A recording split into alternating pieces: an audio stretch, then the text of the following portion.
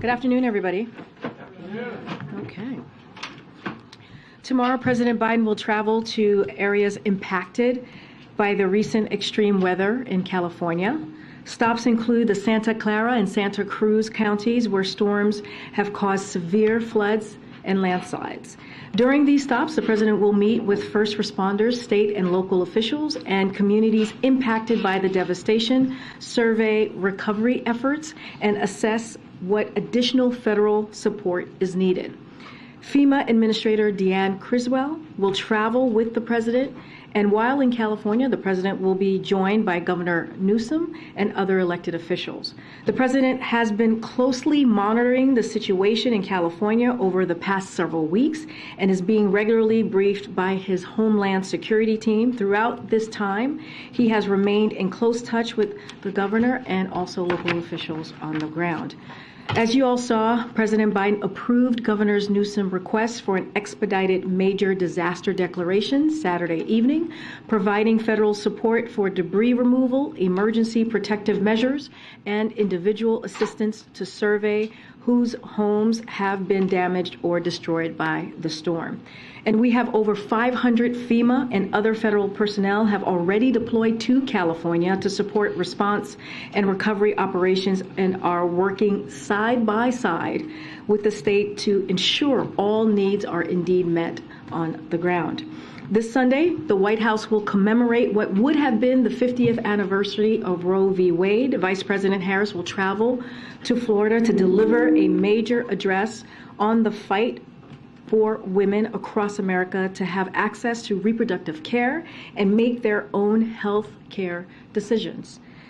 50 years after the Supreme Court's 1973 decision in Roe v. Wade, ultra-MAGA Republican officials continue to push at all levels of government for extreme legislation rolling back women's fundamental rights, including a national abortion ban. At the state level, more than 60 anti-choice bills have been produced for the 2023 legislative session, including extreme proposals going as far as threatening women with felony charges for accessing care. In stark contrast, the president and the vice president remain committed to fighting these extreme attacks on women and expanding access to reproductive care however they possibly can. This Sunday, the president will speak about the fight to secure women's fundamental right to reproductive health care in the face of these attacks. She will talk about what's at stake for millions of women across the country, and most importantly, the need for Congress to codify the protections of Roe into law.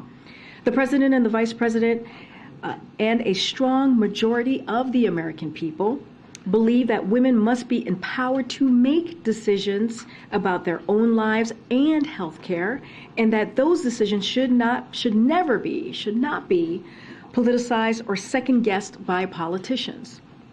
Unfortunately, that is exactly what Republican officials are doing in Congress.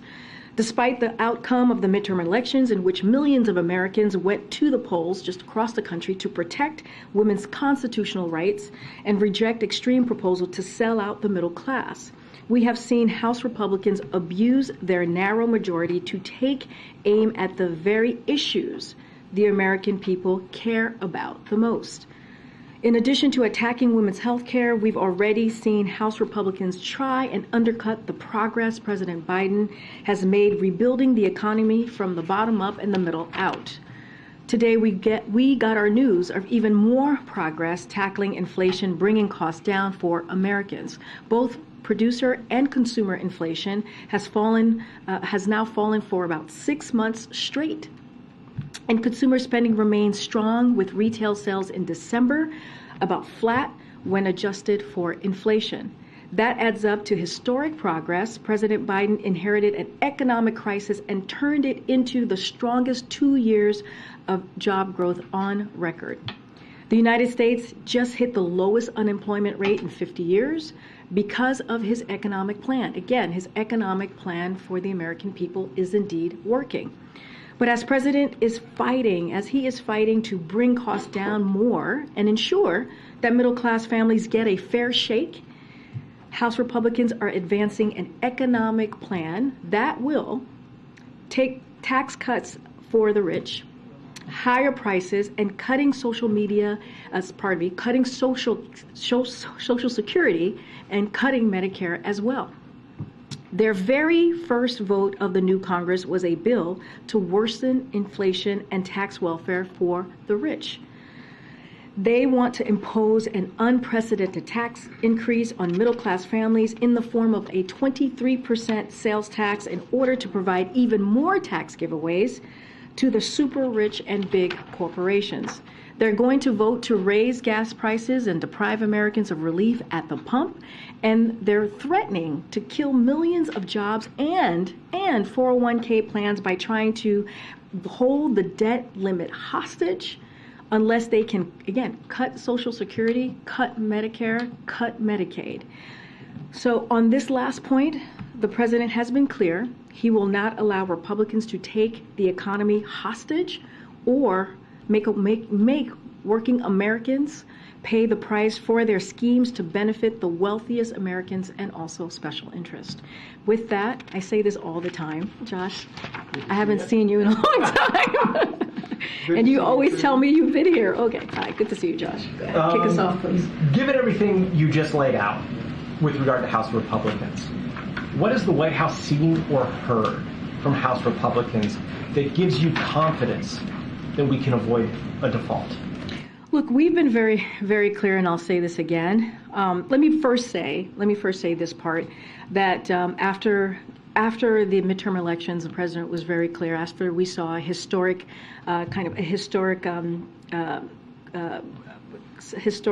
when it comes to a Democratic president in 60 years being able to have a successful midterm. When you look at what we saw in the Senate and we look at the red wave that never happened, the president said, the American people spoke very loudly and very clearly. They want to see us work in a bipartisan way. So the president wants to do that. He's looking to do that. But also, when you think about the debt limit, it is, we've been very clear. The debt limit has been something that has happened 3 times. If you look at just the last administration in a bipartisan way, it is something that should be done without conditions. We should not be negotiating around it. It is the duty, the basic duty of Congress to get that done. And so we're just not going to negotiate about that, because again, it was done under the last president. It was done 3 times, again, in a bipartisan way. There is no alternative to Congress' responsibility here to address the debt ceiling. Treasury makes millions of payments each day. Their system is built to pay our country's bills on time. It's not set to make the United States delinquent by paying our bills. There is a reason that Treasury secretaries of both parties, if you think about it and if you all remember, rejected this incredible, risky, and dangerous idea that has never been tried before. So it is essential for Congress to recognize that dealing with the debt ceiling is their constitutional responsibility. This is an easy one. This is something that should be happening without conditions. Just to make sure I understand, do you think House Republicans in this Congress see their responsibilities the way that you just outlined? They should. I just laid out why they should feel the responsibility. And I talked about this yesterday. I quoted the Chamber of Commerce said it would have catastrophic economic consequences. A former economist to Republican Senators Rob Portman, Marco Rubio, Mitt Romney called it a really bad idea and disaster. And in 2011, then Treasury Secretary Tim Geithner called it unworkable and harmful.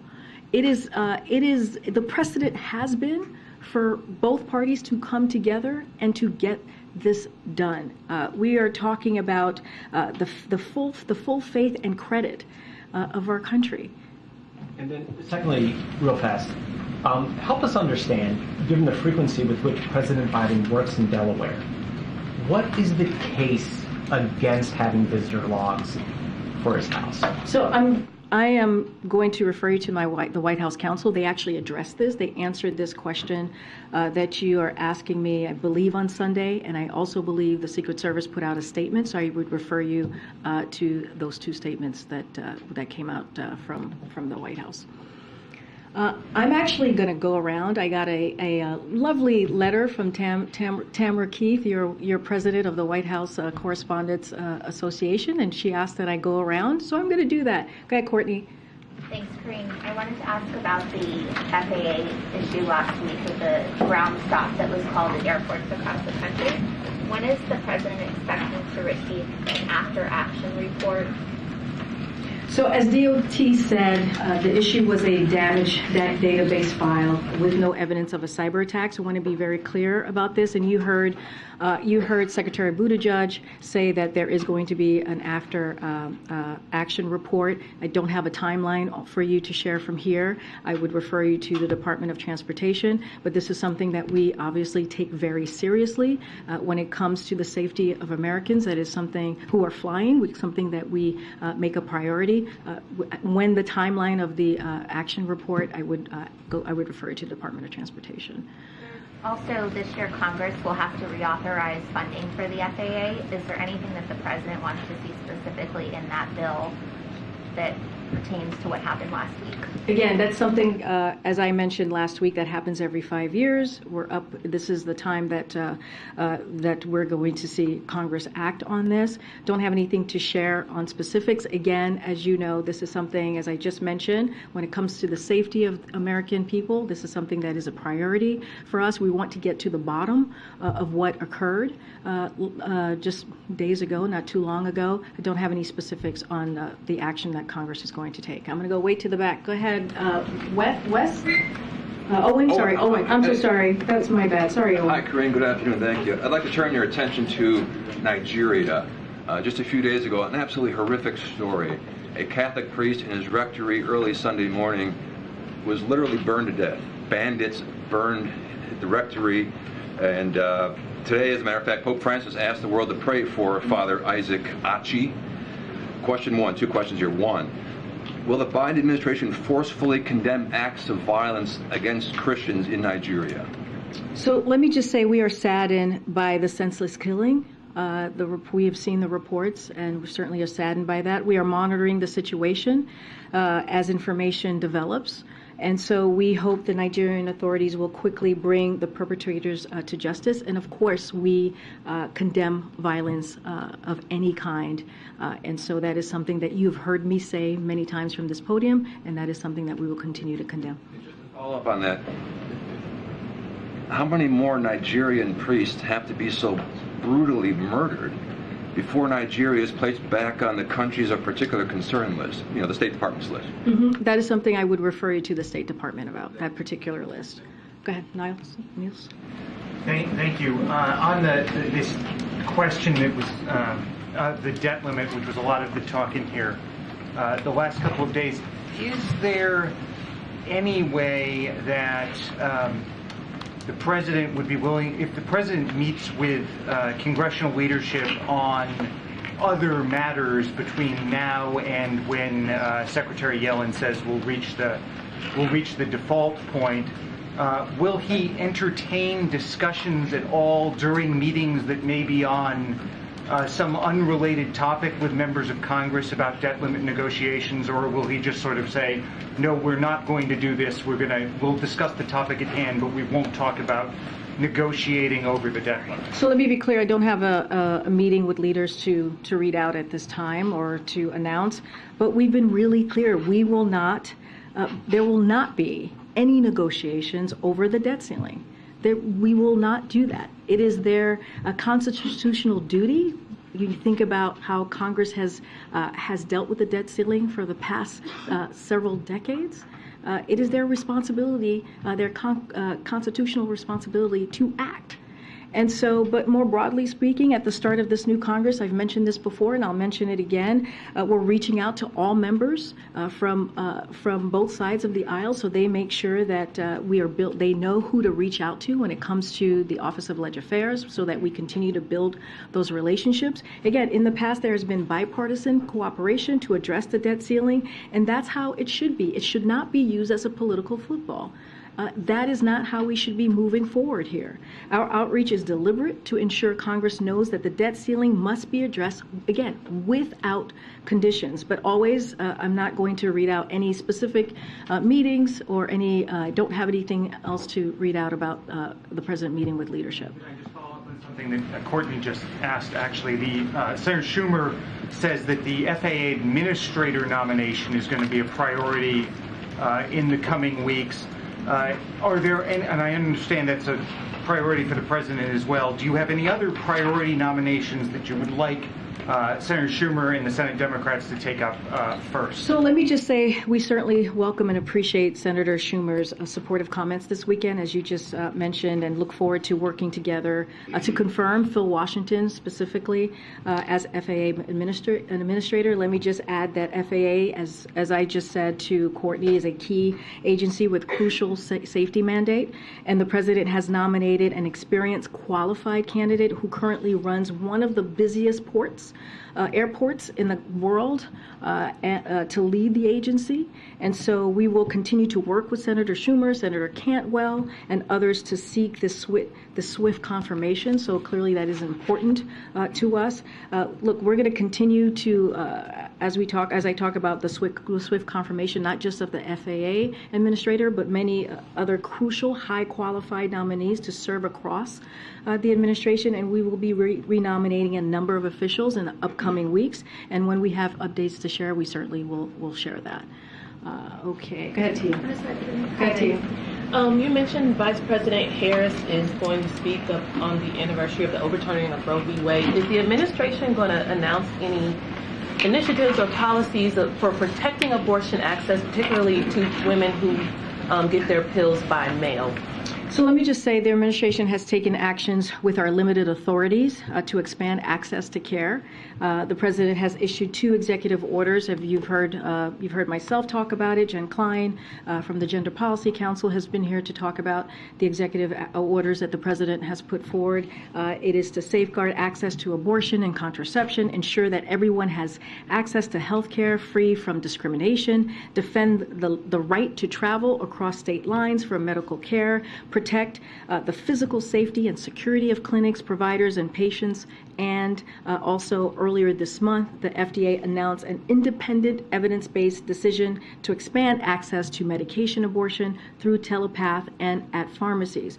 But we've been very clear. The president has been very clear. The vice president has been very clear. The only way to restore the protections of Roe is for Congress to pass a national law codifying the right to choose. No executive action will actually deal with that the issue that I just laid out. We need to codify Roe, and that's what you're going to hear, continue to hear from the president and from the vice president. Don't have any other specific actions than what I just laid out. Okay, who else? Todd. Thank you.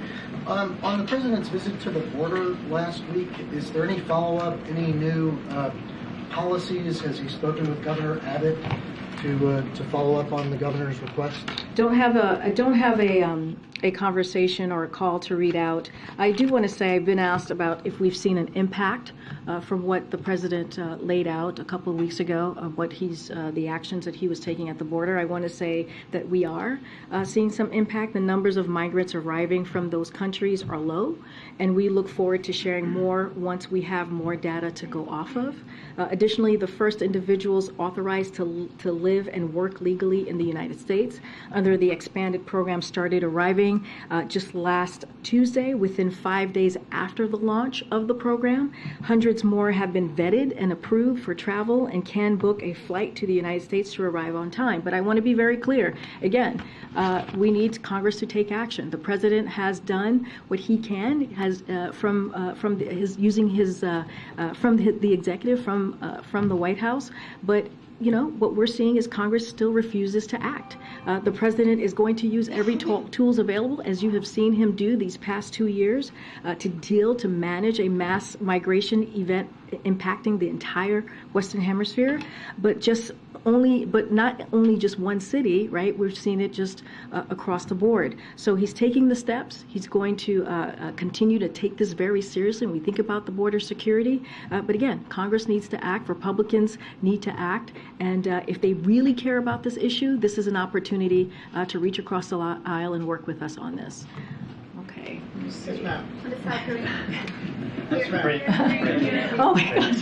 Go ahead. Thank you, Karine. Yeah. I want to reference an interview that President Biden did in mid-September with 60 Minutes. And in that interview, he chided former President Trump for having in his possession classified documents. He called it irresponsible.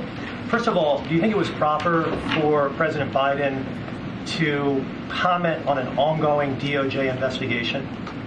So I'm going to say this, and I'm going to keep it really short today, as it relates to this particular issue, as it relates to an ongoing legal matter. I'm going to refer you to Department of Justice with that specific, as it relates to anything that you want to ask of us about this legal matter. I would refer you to the White House Counsel office. I'm going to leave it there. Not going to go into further. I'm simply asking you to comment the person that you work for. I just commented. We're moving on. Go ahead. No, go ahead. I already answered your question. Go ahead. You really didn't. Well, I did. No, you didn't. Well, it's your opinion. It's your opinion. It's your opinion. That is your opinion. Go ahead. I have two domestic questions today. Sure. First of all, can you just walk us through the administration's rationale for wanting South Carolina to be the first primary state, and your reaction to the unhappiness we've seen from Democrats with New Hampshire? Look, we have addressed this. The Democratic National Committee has addressed this. I'm just not going to go any further to what we've already shared about this. So I'm just going to leave it to the statements that we put out just a couple of weeks ago on the process. I'm just not going to dive into the process from here. Okay, then let me ask about the document issue again. So I have to take another stab at it. But we don't know what's in these documents, but can the U.S. and is the U.S. working to reassure allies and partners that you can still participate in intelligence gathering and still be trusted with secrets? Are those conversations that the president is having right now, or that top of administration officials are having, for example, Jake Sullivan in Israel? I'm going to say this. The president takes classified information seriously. You heard that directly from him. To classified documents seriously. You heard that directly from him last week. And I'm just going to leave it there. I'm not going to open this up for discussion. We have answered many questions when it is related to the documents. Any specifics that's related to this this review, this legal process, I would refer you to the Department of Justice. And any questions that you may have of us, I would refer you to my colleagues at the White House Counsel's office. So I'll leave it there. Okay. Go ahead, Joey. Go ahead. The president is scheduled to meet on Friday with a group of mayors. Can you just give us a preview of that meeting? How many mayors? What's on the agenda? What's the president's message? What does he hope to accomplish with this? So as you know, he's going to, as you just mentioned, he's going to meet with mayors, bipartisan mayors who are attending the U.S. Conference of Mayors. This is something that the president certainly is looking forward to attending and to interact with the mayors who will be here. Don't have any more specifics as the list. Certainly, as we get closer, we will be sharing a list with all of you and more information about the remarks that he will be giving. But again, it's going to be bipartisan mayors, an opportunity, as the president has said, and he has said during his Senate years as a vice president and as during the campaign and now as president, he looks forward to working in a bipartisan way and continuing to deliver for the American people, and that's what you'll probably hear from him on Friday. But don't want to get beyond that.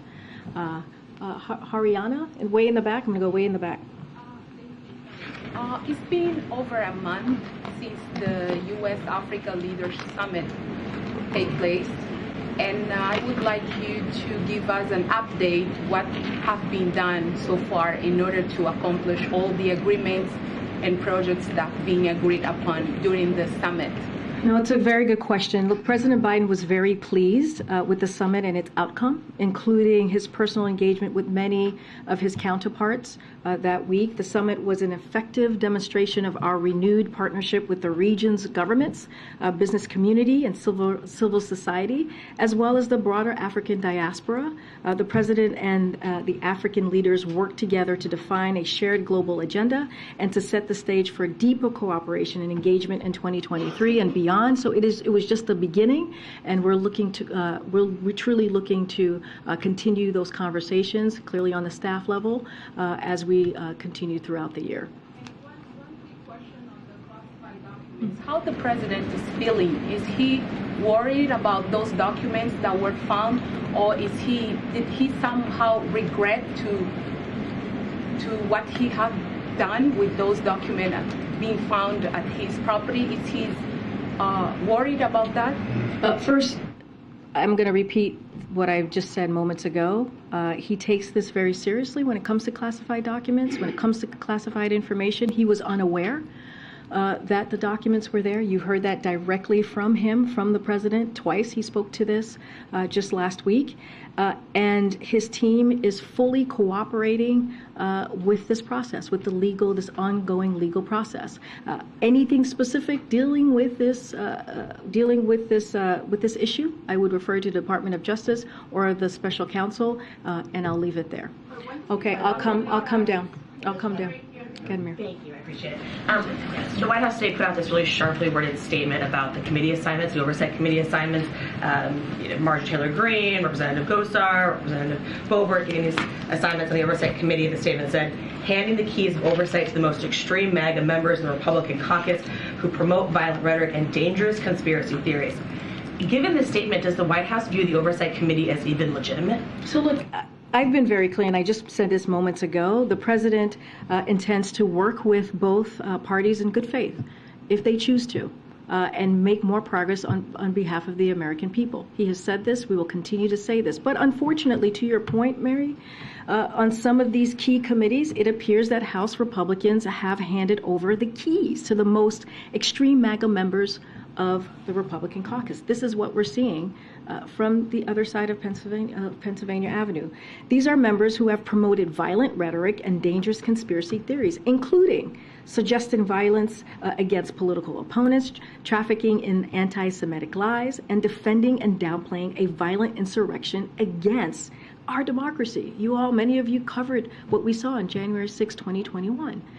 And so Republican leaders should explain. They should have to explain, not us. They should have to explain why allowing these individuals to serve on these committees and come clean with the American people about the secret agreements, the secret deals that were made with these extreme MAGA extremists that are currently in the House. And so that is something for them to respond to. That question goes to them. Sounds like you don't view the committee as very. I did not say that. I laid out what the president intends to do. I laid out what unfortunately, what the actions that they have taken, how unfortunate it is to basically hand over the keys to some of the most extreme people in the Republican Party, the MAGA, ultra MAGA Republicans, and what they've done. But it is not for me to answer that question. It is for them to answer why is it that they chose to move in that direction. And can I just follow up what you just said earlier about the president being surprised the documents were even there? That he said multiple times, you've said again, he was unaware that these classified documents were even in his garage, in his residence. Given that you could actually just be surprised that documents were there, does that suggest to you, to this White House, that reform is needed? There needs to be changes for how classified documents are tracked through the U.S. government. I'm not in a position to talk about reform or how this process should go forward. What I will say is this is something that's being reviewed by the Department of Justice. I would refer you to them. I would refer you to the special counsel. I'm just not going to go any further than that. Okay. Go ahead.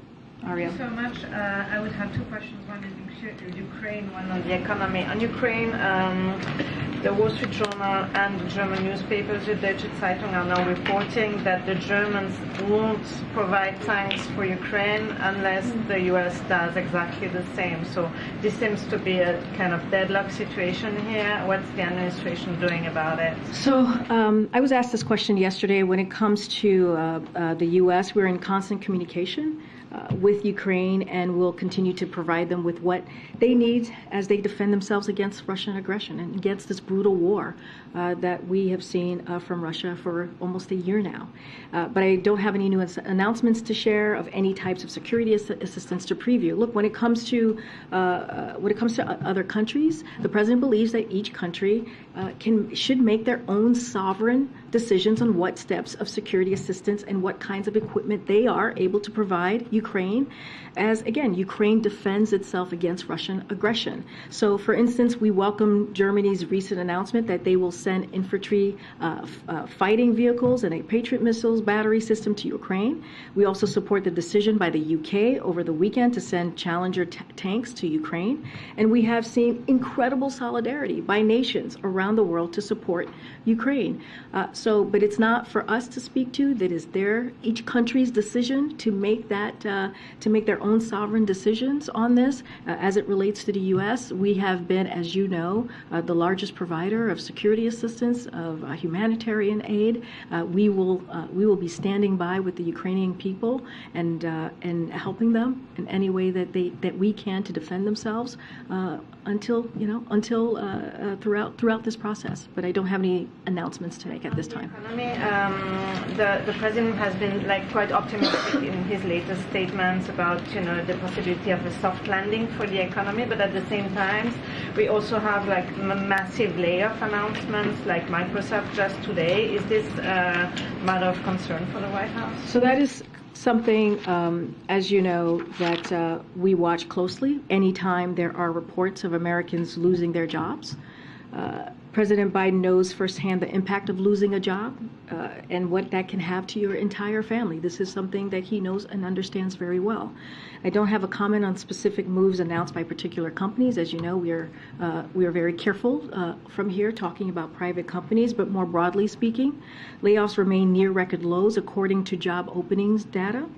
We found out this week that 10 million new small businesses have been created since President Biden took office. I talked about this from this podium just yesterday. And similarly, third quarter GDP revision shows that the U.S. economy continues to grow and add jobs. We've also seen companies like TSMC, IBM, and Hyundai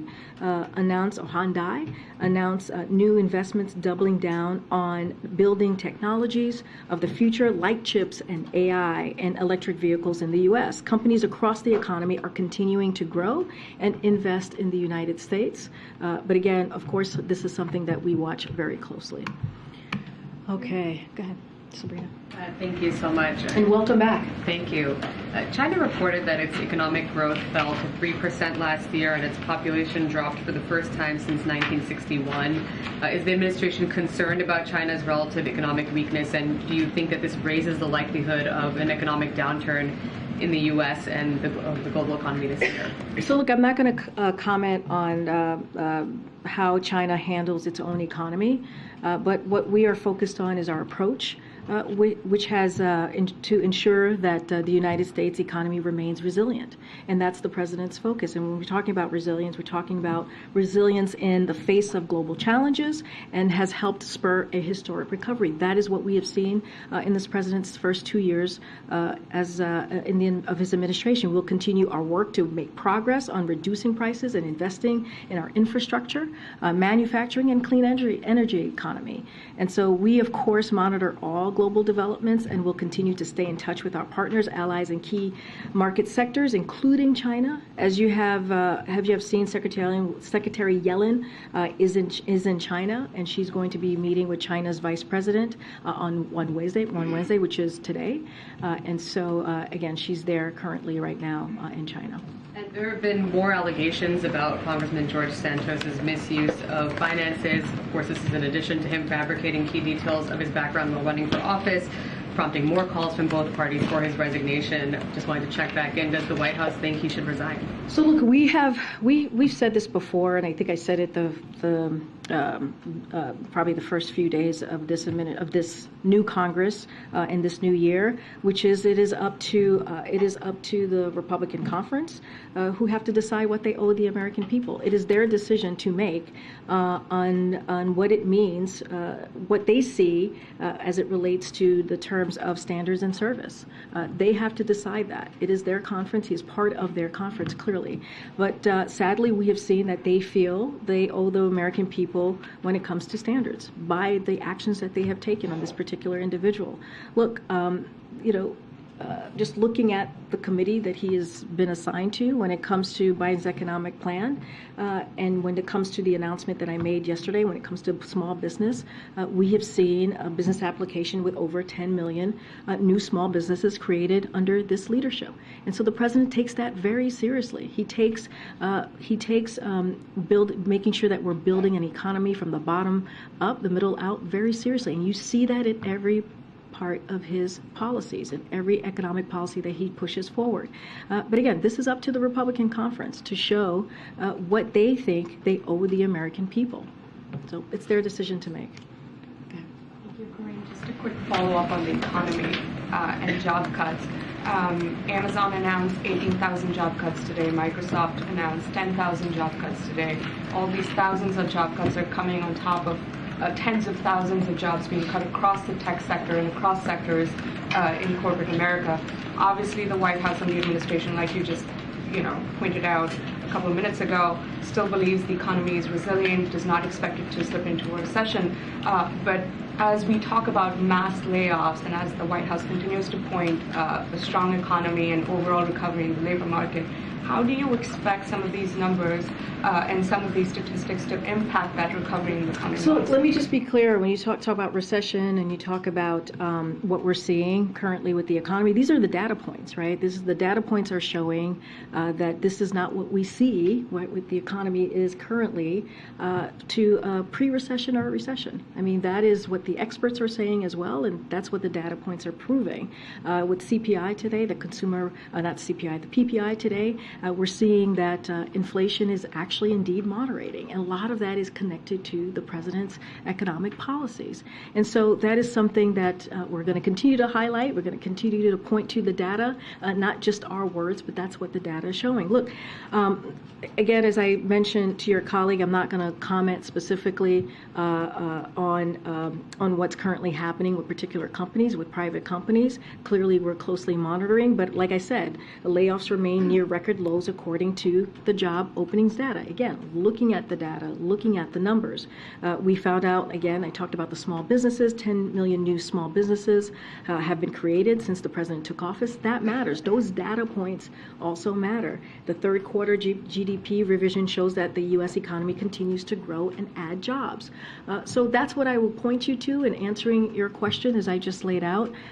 But again, we are seeing we're seeing the president's economic policy actually working, and I think that's important as well. Is there more work to do? Always more work to do, and you hear that from us as well. So no immediate concern from these tens of thousands of what I'm saying is we're going to closely monitor this, or we are always keeping an eye on these things, but these are private companies that are making decisions, and we're just not going to comment.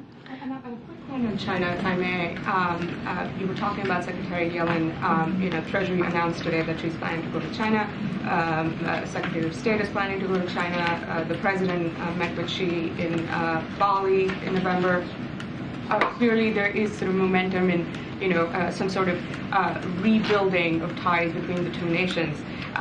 Going forward this year, should we expect the administration and the White House to perhaps tone down its rhetoric against China and really focus on rebuilding the relationship between the two economies? I think we've been very clear on our approach with China. That hasn't changed. We're looking for a competition, right? That's how we see our relationship with China, and that hasn't changed. It's not going to change when the president walked into the administration in 2021, and certainly not going to change in 2023. Go ahead, Karen. I actually have an answer for you on the question you asked me yesterday. So I said I would will just say, yes, okay, if you have a response. This is the New Mexico, I believe, right? Yes. Okay, yes. so the allegations here are horrifying and shocking, and it's a miracle that no one was hurt. The president has spoken out repeatedly and emphatically about how our nation rejects violence as a political tool. That is a bedrock principle of our democracy. It is important for leaders in both parties to reaffirm that particularly as we've seen an increase in violent rhetoric and political violence like we've seen most recently, again, in New Mexico. This administration has also emphasized the dangerous ways in which conspiracy theories and disinformation can lead some individuals to violence. Again, we urge leaders in both parties to reject lies and conspiracies. And finally, let me add, it's worth emphasizing that those intending to use violence as a political tool often choose firearms to intimidate and inflict carnage. And so that is why this administration has made strides to address firearms, but also has urged more to be done against it's horrifying and shocking, and we're just glad that no one was hurt in this event. And if I can also ask you, I asked you last Friday, and I know that there was a formal request from the WHCA to have Richard Sauber come to the briefing and take questions. To follow up on that, would you commit to having the White House counsel come here and take questions? That is something that I would refer you to the White House counsel's office. They have been engaged with all of you. I know, again, they did a 45-minute call with many of, if not you, many of your colleagues. Somebody here had said 30 minutes, but it was not. It was actually 45 minutes. They miscounted. And so that was important. They will continue to engage with all of you. And so, again, I would refer you to the White House counsel's office on this, and any specifics to the ongoing legal matter, I would refer you to the Department of Justice. Did you pass along the request? I'm happy to pass it along. Thank you, Karine. I have two questions, one on NATO, one on Belarus. There's an impasse between Sweden, Finland, and Turkey over Ankara's demands related to Sweden's and Finland's NATO accession. So I'm wondering if you consider those demands reasonable, and if not, does the president consider Turkey a reliable NATO ally? And the second question on Belarus, a trial of a prominent Polish Belarusian activist, Andrzej Poczobut, has started in Belarus yesterday, and he's facing 12 years in prison for just criticizing Lukashenko's regime. Can you comment on that, and is there anything that the U.S. can do to help to press Belarus on this? So let me just say that we do see Turkey as a reliable ally. So I'll answer that question that you just asked me. Anything specific about the agreement and what's currently happening, we would refer you to the Turkish government to speak on their own position. That's not something that I will do for them. I would not speak for them here. What I can say is that we have been a strong supporter of Finland and Sweden's applications for NATO membership and worked with the Senate to move quickly to ratify their applications. You all were here and saw Finland and Sweden's leadership here with the president not too long ago. We have welcomed the rapid ratifications by our allies, and we urge all remaining allies to complete their own ratification process as quickly as possible. To your question about Belarus, so we condemn the regime's blatant attempts to intimidate and harass peaceful protesters, members of the democratic oppositions, journalists, unionists, activists, human rights defenders, and ordinary Belarusians. These politically motivated trials are just the latest examples of the regime's effort to intimidate and repress those who seek justice, respect for human rights, and democratic Belarus. And a democratic Belarus, I should say. To respond to these human rights abuses, the State Department recently took action to impose visa restrictions on 25 individuals for their involvement in undermining Belarus's democracy. The U.S., the United States, stands firmly with Belarusian people and their democratic aspirations. I'm going to keep going. Thank you, Karine. Just to be clear, my question about procedures here at the White House and not about anything specific related to the DOJ investigation.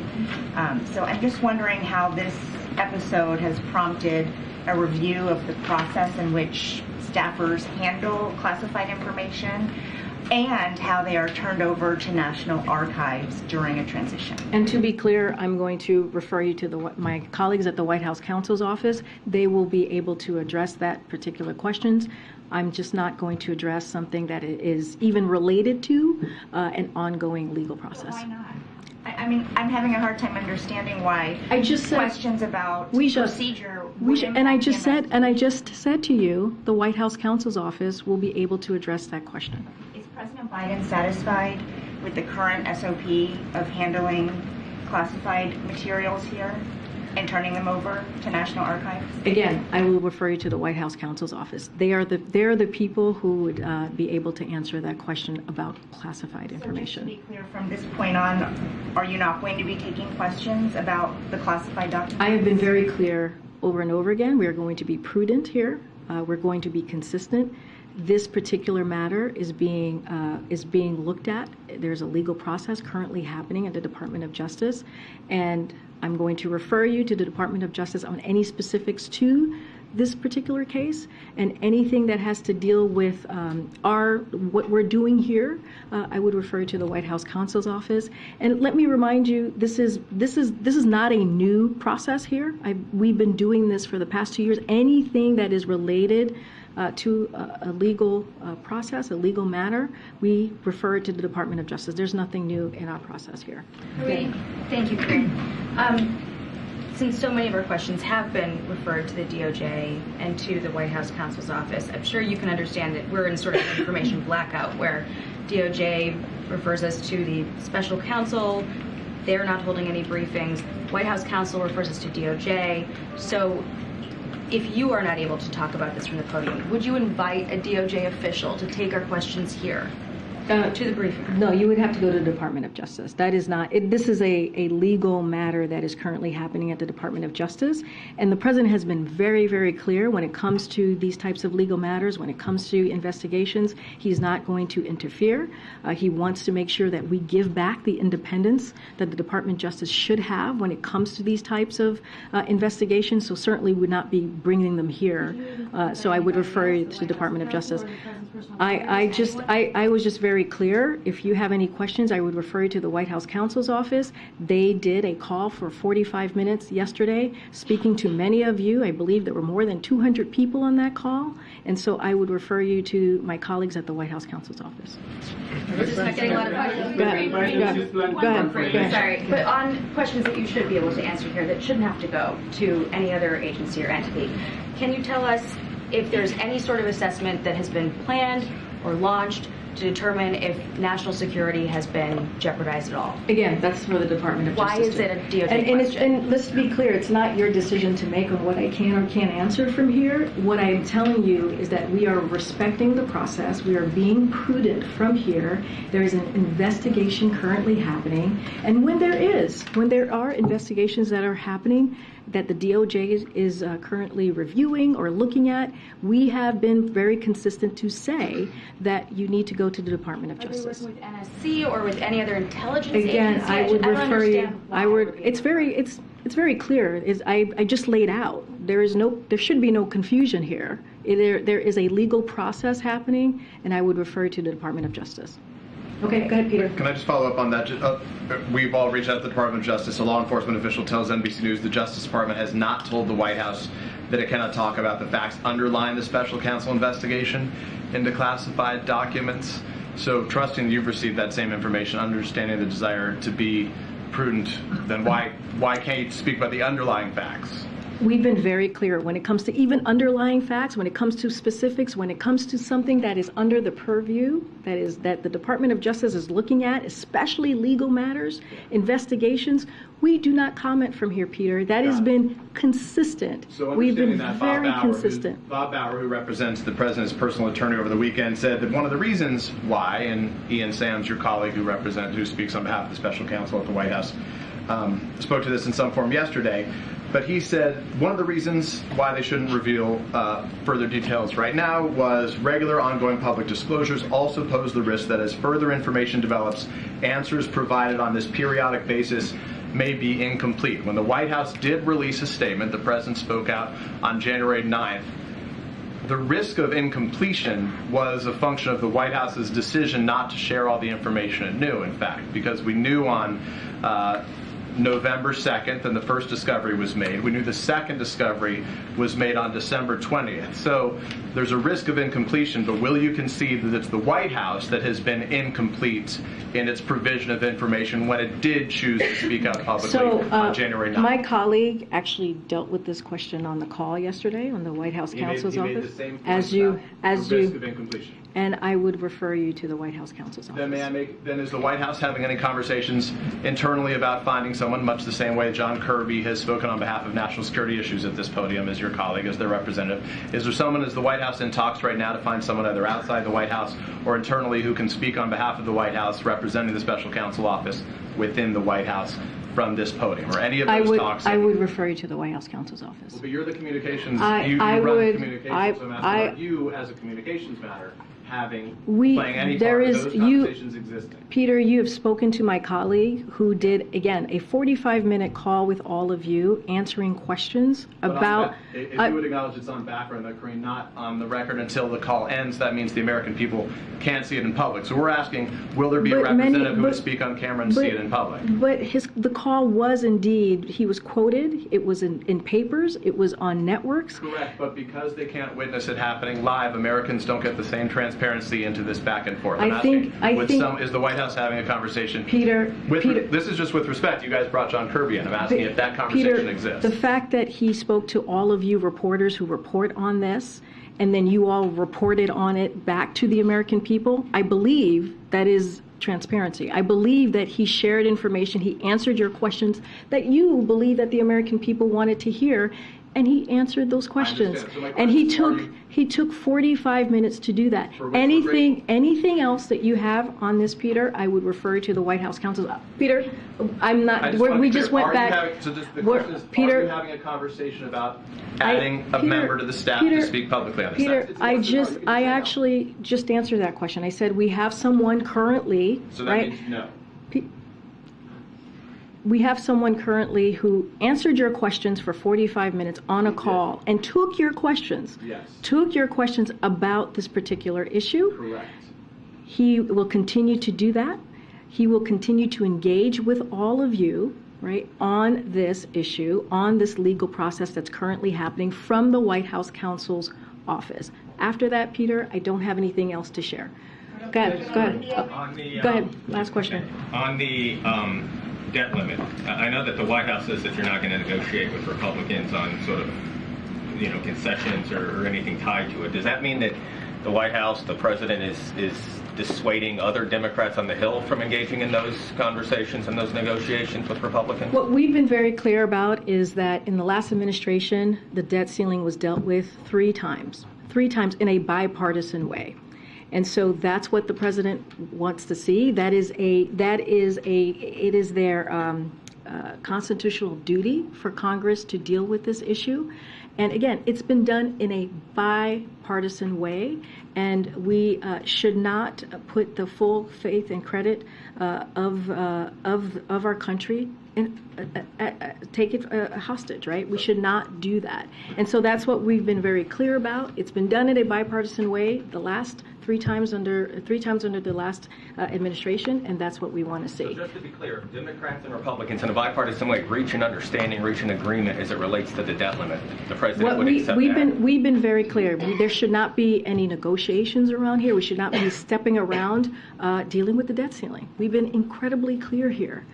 This is an issue that is a constant, the basic duties of Congress to take care of, to handle. And so we're going to continue to say that. We're going to be very clear. It should be done without conditions. Thank you, everybody. President Biden prepared for response to be President Biden find out Rich Alcones.